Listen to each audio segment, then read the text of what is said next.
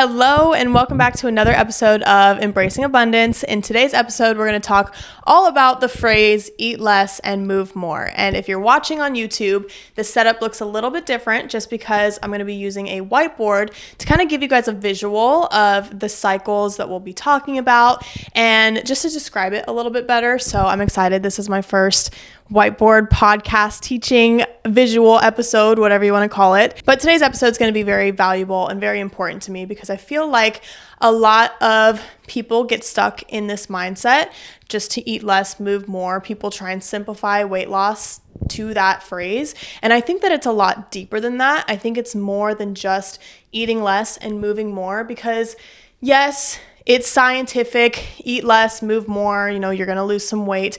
But most women that I talk to take it to the extreme and, life gets in the way, emotions get in the way. So much kind of happens that it actually causes more harm than good.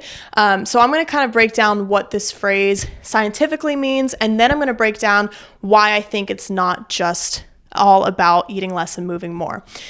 So the term eat less, move more is just to kind of put you into a calorie deficit. So in order to be losing weight, you need to be eating less than you're burning, which means that you need to be in a deficit. That's what we call a calorie deficit. If you're eating less, you're already in a deficit. Moving more just puts you into a deeper deficit. So people like to combine that together just to eat less and move more and you'll lose weight. And while that is true, we do want to be moving. We do want to be in a deficit if we're losing fat. The reason why it causes so many people trouble is because they get stuck in this cycle that we're seeing right here. So what happens to a lot of the women that I talk to specifically is that you eat less. Great. So you're starting to be in a deficit. You're cutting your calories. You're picking the right foods or the right, quote, healthy foods. So you're eating less.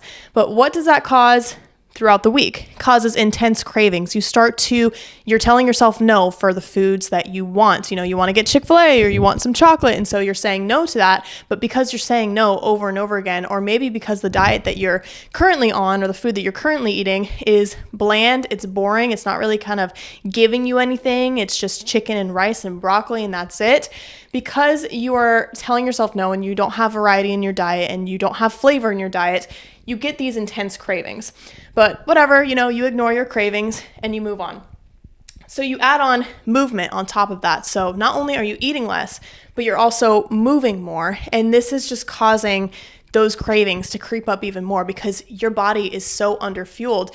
It's barely getting the calories it needs to function on a daily basis if you're slashing your calories in half, let alone fuel your movement, let alone fuel everything that you're trying to do on top of it. And so then your cravings get the best of you. You're like, screw it. I'm way too hungry for this. Like, I need to go to Chick-fil-A. I need me a spicy chicken sandwich. I need me some fries. And so what happens is because you've told yourself no for so many days on top of each other, you've felt the need for a certain type of food, maybe you overeat or even binge. You get caught in that restrict binge mindset that you've told yourself no for so long. You've restricted the things that you love for so long or the things that you told yourself were off limits. And so then you end up overeating on the things that you told yourself were off limits.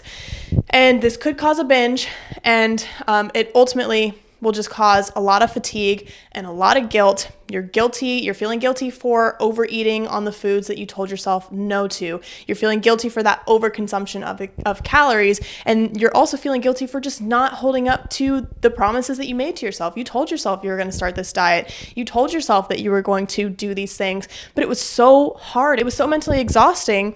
You were so drained. You were starving and you feel guilty for not being able to hold up to those promises, but yet it was so hard. You were quite literally fatigued, both mentally and physically, because you were trying to move your body on very little calories.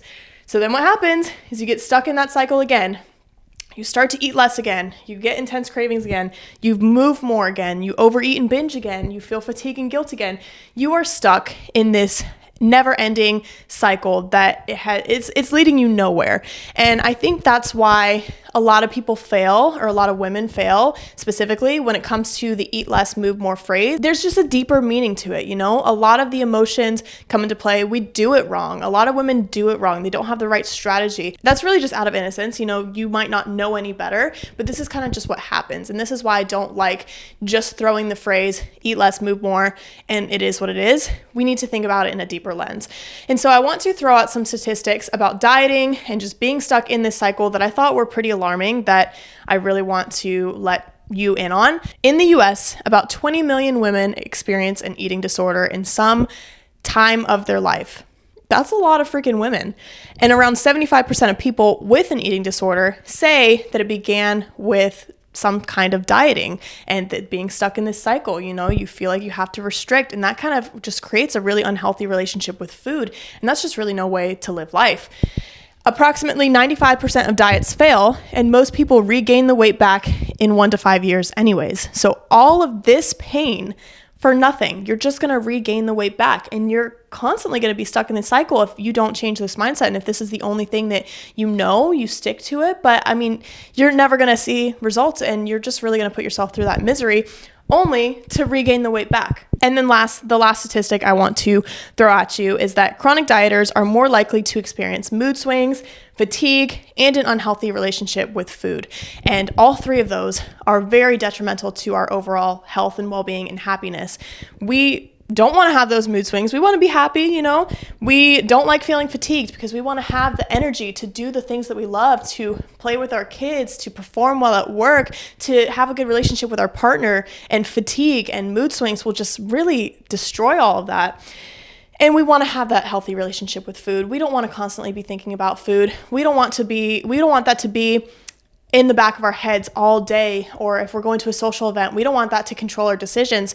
We want to be able to have that cookie because it is delicious, and life's too short to not have the cookie, but we don't want that cookie to really just derail our progress and derail our mental health. We're constantly stressing about that cookie, oh my gosh, did that cookie just ruin my progress? Am I gonna gain all the way back? And then some people get stuck in the mindset, I had one cookie, my progress, it's over. I'm just going to have the rest of the cookies. I'm going to have slices of pizza. I'm not going to work out. And then you just put yourself further into this cycle. So those were just some statistics that I wanted to show you guys. But I want to also now explain how to actually get out of this cycle, because this is very common. I work with women on a weekly basis, on a daily basis. I talk to women every day who are in this cycle, and I want to get you out of it, and I want to show you how to approach health and wellness and fat loss in a much healthier, sustainable way, so that you can actually see results. You can actually live happier. You can actually be more confident, and you don't have to ruin your relationship with food in the process. You don't have to say no to social events because you're stressing about food. There's a much healthier way to approach this. And so now I want to dive into what that looks like. Okay, so this is what I call the wellness wheel. I truly believe that if you focus on all 6 of these components, you will really start to transform your life. You will see such a difference in your mental health, your physical health. You will be 6 steps closer even to really cultivating the life and the body that you really want, and being satisfied in the life that you're living. So the first component is going to be focusing on exercise that you love. Now, the last thing that you want to be doing is viewing exercise as a punishment. We don't want exercise to be another chore on our to-do list. We want to use exercise as a form of empowerment and self-love. We want to go to the gym because we love our body, we love ourselves, we love everything that it does for ourselves. And so we want to take care of our body. So if you don't like running, don't run on the treadmill. That's not the only way to get movement in. If you really love cycling or going to a cycling class, then you should be doing that more. Not only is it a good form of social connection and interaction, but you're also moving your body. It's good for your cardiovascular health. If you love lifting weights, which I encourage every single person to be doing some type of resistance training, but if you really love lifting heavy, testing your maxes, that's what you should be doing, because when you find exercise that you love, you will be so consistent with it because you enjoy doing it.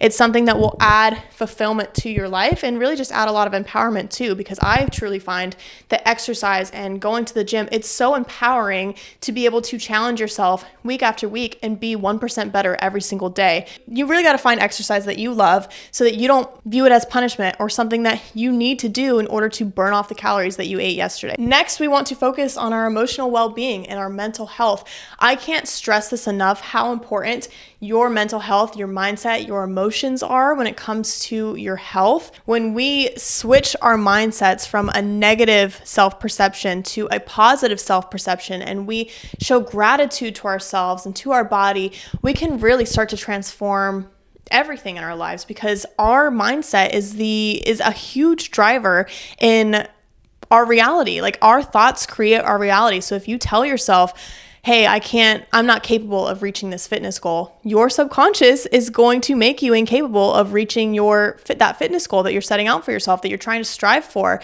And a lot of time this takes a more of a deeper reflection. You really have to kind of sit there with yourself and ask yourself, why are you doing this? And kind of go into maybe past traumas or experiences. It can get pretty deep, which I probably won't go into in this episode. So taking care of your emotional well-being will not only improve your happiness, your satisfaction, it will also just help you be more peaceful, less stressed, just feel a whole lot better. Our third one is going to be nourishment. Now, this comes down to the foods that we're eating, not necessarily the amount that we're eating. And I know that is important as well, as we kind of already talked about in the eat less, move more phrase, but what we're putting into our body matters pretty much just as much as how much we're eating. So when it comes down to what we're putting into our body, we really want to be focusing on whole foods that make us feel good. And believe it or not, your gut is your second brain, and what you are feeding your body will literally change your chemistry and will allow you to be happier, because you'll get that serotonin boost from the foods that we're eating. And we really need to be eating whole foods that work in harmony with our gut and with our brain, that allow us to feel good. You don't want to be skipping out on breakfast. You want to start your morning off with a big glass of water and a really nutritious breakfast, getting all your vitamins and minerals in, getting your macronutrients in, truly fuel our body. You want to think of food as fuel and a form of self-love, that we love our bodies so much that we want it to perform its best. We want it to make us happy. We want to be in a good mood. And all of that really comes down to what we're putting into our gut. And it's so important that we just nourish our bodies. And if we can do just these three alone, you'll see amazing results. Being able to find exercise that you love, nourish your body, and feel a whole lot better. Not only will that improve your mood, but if you're also focusing on emotional well-being and your mindset and your mental health, you'll be already 3 steps ahead. You're going to feel a lot happier. But then we still have the other half of the wellness wheel. So let's dive into the fourth pillar, and that's going to be body positivity. Now, it is okay to want to change your body and to not be completely happy with where you're at. What I don't feel like is okay is to fuel your change from a state of self-loathing. Like, you hate your body. You can't even look at yourself in the mirror. And so that's why you want to change. Again, it's okay to want to change, to not love the way that you look, but you also, I feel like, should show your body some appreciation for what it does for you, because it does so much for you. You're alive, you're well, you're moving. Hopefully, it's a blessing to be able to move our bodies and for our bodies to do everything that it's doing for us. So you gotta first show it some appreciation. And I truly believe that if you start your fitness journey from a point of self-love and I love my body, it might not be where I want it to be right now, but I truly appreciate it for what it does for me. And then that will not only help you stay more consistent and enjoy the journey a lot more, because you're loving your body in every process. You'll also, when you get towards, let's say you do hit that weight loss goal, but it's fueled from a point of self-loathing, and you hit that goal, but you don't actually appreciate your body still. You still don't love where your body's at, because you didn't show that appreciation throughout the journey. You were never body positive. You were always body negative. And so you hit that weight loss goal and you're still negative. You still don't love your body, even though you hit the goal that you set out for yourself. Versus if you really just were to focus on having that positive mindset, you'll love your body a lot more, no matter what size it is. And that kind of brings me into my next point, which is self-love. Now, I will ask a lot of women, whether it's on calls or if it's my clients, to define what self-love looks like for them and to give me an example of how they do this on a weekly basis. And most of them are not practicing any form of self-love. They don't really love themselves. They can't truly confidently say that they love themselves. Now, I know this is a struggle for a lot of women, but if you can truly love yourself and find ways to show yourself self-love, you'll be a lot more body positive. You'll be more motivated to nourish your body because you love your body. You'll be able to take care of your mental health and your well-being because you want to be in the best mood possible. You want to be happy.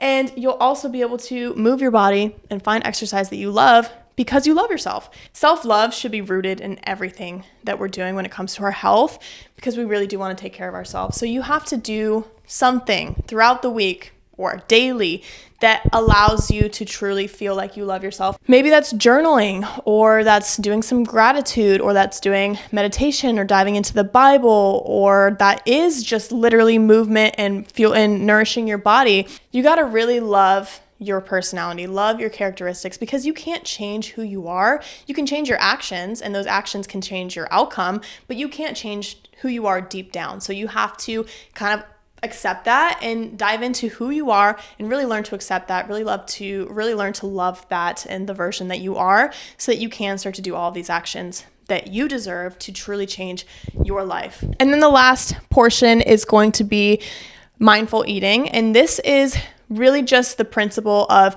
being present and intentional when you're eating your food, trying to turn off all distractions like TV or TikTok. And I'm super, super guilty of this, but really learning to be intentional with every bite you take, savoring each flavor so that you're not just maybe over consuming calories, but you're actually being able to appreciate the food that God has given us, and you're able to appreciate the time that you are spending, the flavors that you are putting into your body, the macronutrients that you're putting into your body. This will allow you to avoid mindless eating, where we're kind of just throwing whatever into our mouths because maybe we're overstimulated, we're stressed, work got the best of us, kids are yelling everywhere. This will just allow you to take some time to be present in what you're doing.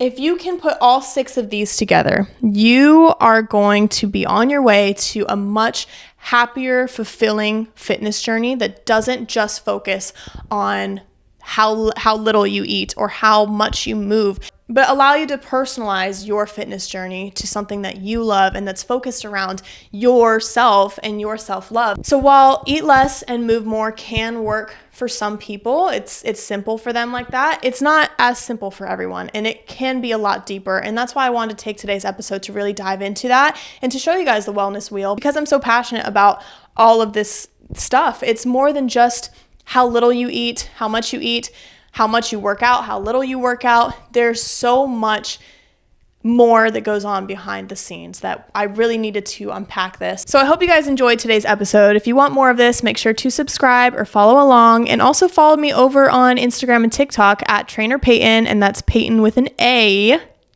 Payton. And I post a lot of tips like this, my daily life, my clients' struggles, their wins, all of the good stuff, all of the behind the scenes. So you definitely don't want to miss out on that. And I look forward to chatting with you guys next Friday. Bye.